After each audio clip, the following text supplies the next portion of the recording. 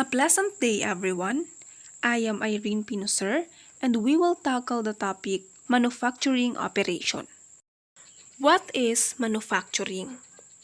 It is the buying of materials, convert them into products, and then sell the products to other companies or to the final customers. So ano ang kahalagahan nito? It helps in the eradication of unemployment and poverty kasi mag-hire sila ng employees para sa production. Tataas na ang employment rate na kung saan magkakaroon na ng kakayahan ng mga na-hire na ito na i-provide yung mga expenses nila at doon nabababa yung poverty. The export of manufactured goods expands trade and commerce, and it also helps in prospering the country by giving a boost to the economy. So here is the comparison that will help us distinguish manufacturing from merchandising.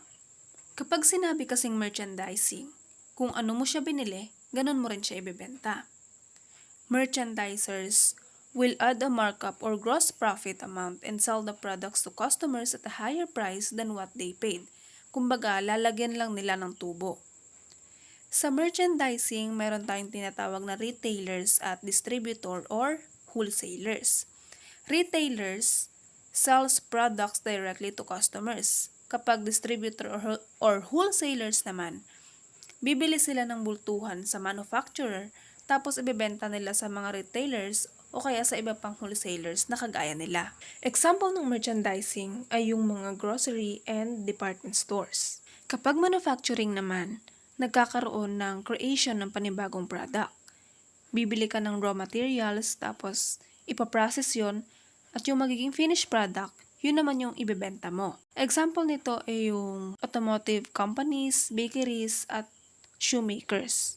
So, ang main difference lang nilang dalawa is the way they acquire inventory for resale. Pero parehas naman silang nag-earn ng revenues by selling goods. Let's proceed to the elements of manufacturing costs.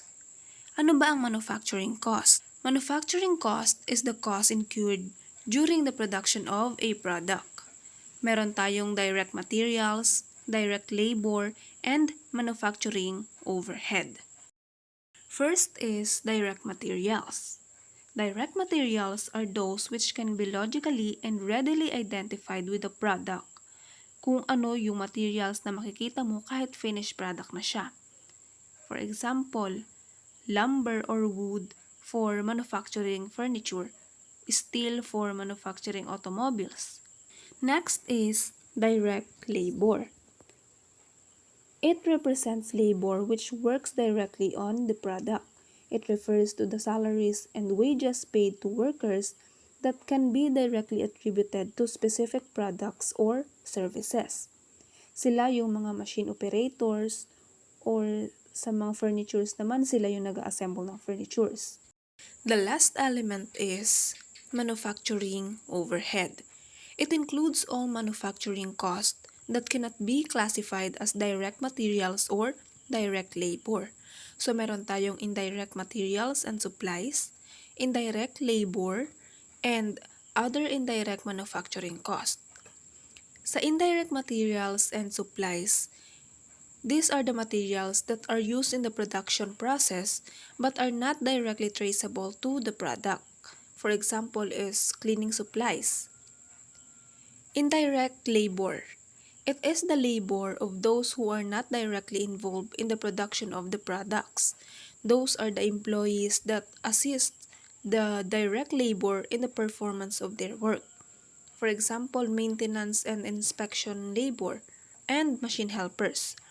Other indirect manufacturing cost. Ito naman yung building, machinery and tool maintenance, real property taxes, rent expense, utilities expense, and depreciation on property and equipment.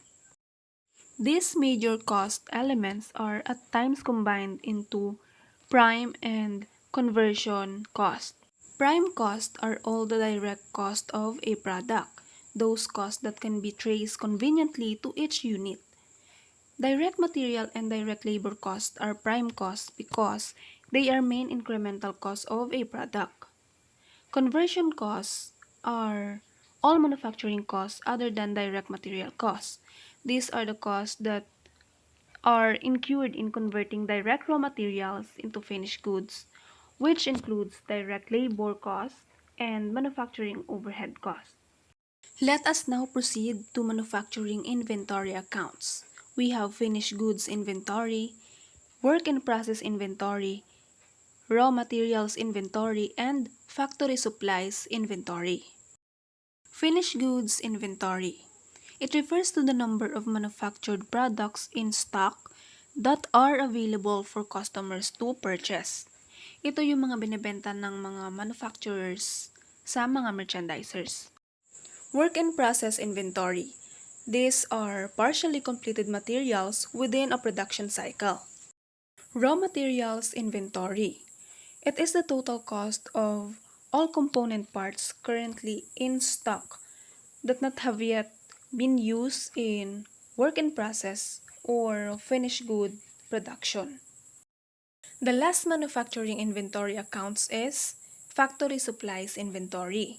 It is the cost of stock of supplies that have been bought already but not yet used or consumed. These are items used to carry out tasks in companies' departments outside of manufacturing or shipping. It is used in the manufacturing facilities but are not a direct material for the products manufactured. Example nito is cleaning supplies, machine lubricants. So, yun yung mga examples. As an example, dito sa manufacturing inventory accounts, may isang manufacturer na nag-decide na gumawa ng isang product. He or she must acquire the basis stock needed to build the product. It could be steel, wood, or plastic, or anything in its raw form. This stock is classified as raw materials inventory. These raw materials are machined and undergo processes. In the meantime, from raw material account, matatransfer na siya into work in process inventory.